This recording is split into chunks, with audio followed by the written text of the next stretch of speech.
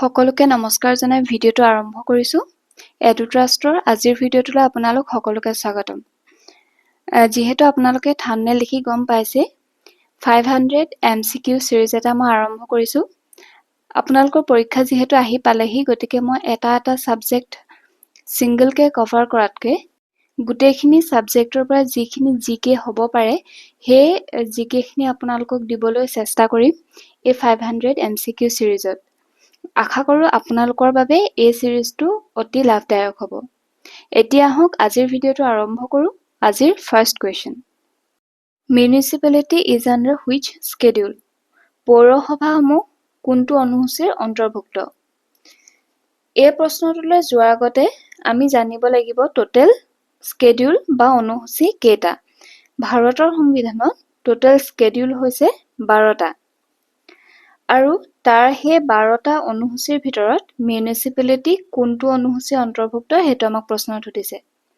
এতিয়া আহক আমি অপচন কেইটা চাই লওঁ। অপচন এ দিয়া আছে 9th, option B 10th schedule, option C 11th schedule, option D 12th schedule. এই অপচনসমূহৰ ভিতৰত শুদ্ধ অপচনটো হৈছে অপচন ডি। 12 নম্বৰ অনুসূচীত মিউনিচিপালিটি বা পৌৰসভাসমূহৰ বিষয়ে উল্লেখ আছে। Next question. Election Commission is formed by whom? নিৰ্বাচন আয়োগ কোনে গঠন কৰে? অপচনবোৰ হৈছে ৰাষ্ট্ৰপতি, প্ৰধানমন্ত্ৰী, ভাৰতৰ মুখ্য ন্যায়াধীশ নে লোকসভাৰ অধ্যক্ষ। এই অপচনসমূহৰ ভিতৰত শুদ্ধ অপচনটো হৈছে অপচন এ। ৰাষ্ট্ৰপতিয়ে নিৰ্বাচন আয়োগ গঠন কৰে। আৰু চিফ ইলেকশ্যন কমিছনাৰক এপইণ্টমেণ্টটো ৰাষ্ট্ৰপতিয়ে দিয়ে। লগতে আপোনালোকে সেইটো মনত ৰাখি থব। Next question. হুইচ কমিউনিটি চেলিব্ৰেটছ খেৰাই পূজা? খেৰাই পূজা কোনটো জনগোষ্ঠীৰ লোকে পালন কৰে? অপচনবোৰ হৈছে মিচিং, বড়ো, ডিমাছা, তিৱা। শুদ্ধ উত্তৰটো হৈছে অপচন বি। বড়োসকলে খেৰাই পূজা পালন কৰে। Next question. Which community celebrates Rongker? Rongker কোনটো জনগোষ্ঠীৰ লোকে পালন কৰে? অপচনবোৰ হৈছে ৰাভা, কাৰ্বি, বড়ো নে তিৱা। শুদ্ধ উত্তৰটো হৈছে অপচন বি। কাৰ্বিসকলে ৰংকেৰ পালন কৰে। ঠিক আছে, এতিয়া আহক নেক্সট কুৱেশ্যনটো আমি চাওঁ। Hargouri Sambad was written by whom? Hargouri Sambad কোনে লিখিছিল? অপচনবোৰ হৈছে হেম সৰস্বতী, ৰুদ্ৰ কণ্ডলী, হৰিহৰ বিপ্ৰ নে মাধৱ কণ্ডলী। শুদ্ধ উত্তৰটো হৈছে অপচন এ। হেম সৰস্বতীয়ে হৰগৌৰী সংবাদখন লিখিছিলে। শংকৰদেৱ এণ্ড মাধৱদেৱ বিলংছ টু হুইচ এৰা? শংকৰদেৱ আৰু মাধৱদেৱ কোনটো যুগৰ? অপচনবোৰ দিয়া হৈছে প্ৰাচীন কালৰ, প্ৰাক বৈষ্ণৱ যুগৰ নে ওপৰৰ এটাও নহয়। শুদ্ধ উত্তৰটো হৈছে অপচন চি। শংকৰদেৱ আৰু মাধৱদেৱ বৈষ্ণৱ যুগৰ। Next question. Pitakas are related to which religion? পিটক কোনটো ধৰ্মৰ লগত জড়িত? এই প্ৰশ্নটোৰ উত্তৰ আপোনালোকে নিশ্চয় পাৰিব। তথাপিও আমি অপচন কেইটা চাই লওঁ আহক। জৈন ধৰ্ম, বৌদ্ধ ধৰ্ম, হিন্দু ধৰ্ম নে ইছলাম ধৰ্ম। শুদ্ধ উত্তৰটো হৈছে অপচন বি। পিটক বৌদ্ধ ধৰ্মৰ লগত জড়িত। Where the Olympic Game 2024 will be held? 2024 বৰ্ষৰ অলিম্পিক খেল ক'ত অনুষ্ঠিত হ'ব? অপচনবোৰ হৈছে জাৰ্মানী, ফ্ৰান্স, ফিনলেণ্ড নে ৰাছিয়া। শুদ্ধ উত্তৰটো হৈছে অপচন বি। ফ্ৰান্সৰ ৰাজধানী পেৰিছত 2024 বৰ্ষৰ অলিম্পিক খেল অনুষ্ঠিত হ'ব। আৰু কোন তাৰিখে হ'ব সেইটো আপোনালোকে নিশ্চয় জানে। অহা 26 তাৰিখে অৰ্থাৎ 26 July. Next question. Which IPL team is set to establish a new cricket academy in Sydney?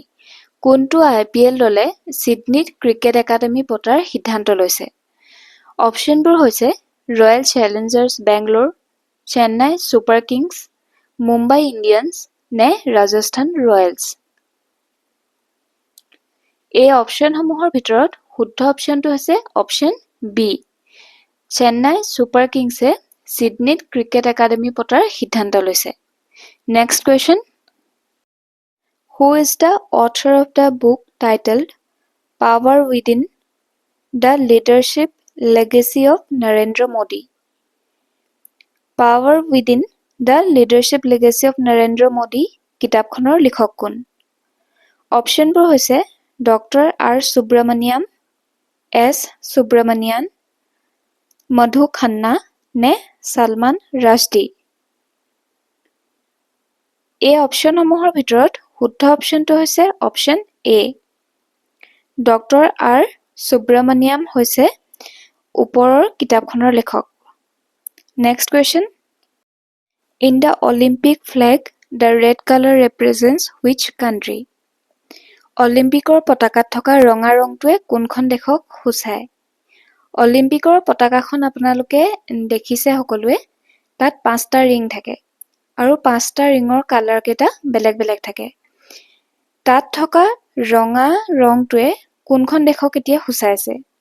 যিহেতু প্ৰত্যেকটো ৰিঙে এখন এখন দেশক সূচায়, গতিকে তাত থকা ৰঙা ৰংটোৱে কোনখন দেশক সূচাইছে আমাক প্ৰশ্নত সুধিছে। অপশ্যনবোৰ হৈছে আমেৰিকা, আফ্ৰিকা, অষ্ট্ৰেলিয়া নে ইউৰোপ? এই অপশ্যনসমূহৰ ভিতৰত শুদ্ধ অপশ্যনটো হৈছে অপশ্যন এ। ৰেড কালাৰে আমেৰিকাক সূচায়। আৰু বাকীকেইটা কালাৰে কোনকেইখন দেশক সূচায় মই আপোনালোকক দি দিছোঁ, এবাৰ চাই লওঁ আহক। ব্লু কালাৰটোৱে সূচায় ইউৰোপক, আৰু ব্লেকটোৱে সূচায় আফ্ৰিকাক, ৰেড আমেৰিকা, য়েল্ল' এছিয়া আৰু গ্ৰীণ হৈছে অষ্ট্ৰেলিয়া। আপোনালোকে পাৰিলে এই কালাৰকেইটা মনত ৰাখি থ'ব, যিহেতু অলিম্পিক খেল এতিয়া অনুষ্ঠিত হ'বলৈ গৈ আছে, গতিকে প্ৰশ্নত অহাৰ সম্ভাৱনাটো খুব বেছি। আজিলৈ ভিডিঅ'টো ইমানতে সামৰিছোঁ।